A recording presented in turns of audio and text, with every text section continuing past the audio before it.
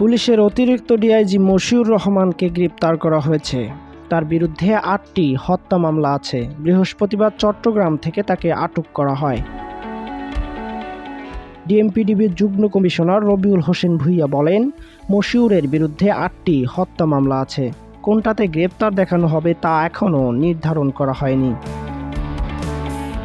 মশিউর রহমান দীর্ঘ সময় ঢাকা মহানগর পুলিশের ডিবিতে কর্মরত ছিলেন। সবশেষ লালবাগ জোনে উপকমিশনার ছিলেন তিনি। অতিরিক্ত ডিআইজি পদে পদোন্নতিও পেয়েছিলেন। ২০২২ সালের এপ্রিলে শ্রেষ্ঠ উপপুলিশ কমিশনারের পুরস্কার গ্রহণ করেছিলেন মশিউর রহমান। গত ৫ আগস্ট আওয়ামী লীগ সরকারের পতনের পর ১৩ আগস্ট আরও ২৮ জনের পাশাপাশি মশিউর রহমানকেও চট্টগ্রাম রেঞ্জের ডিআইজি কার্যালয়ের পুলিশ সুপার হিসেবে বদলি করা হয়।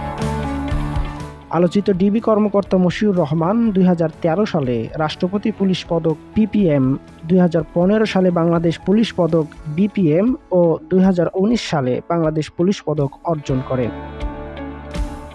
কর্মদক্ষতার কারণে তাকে ৪ বার IGP exemplary good services badge দেওয়া হয়েছে।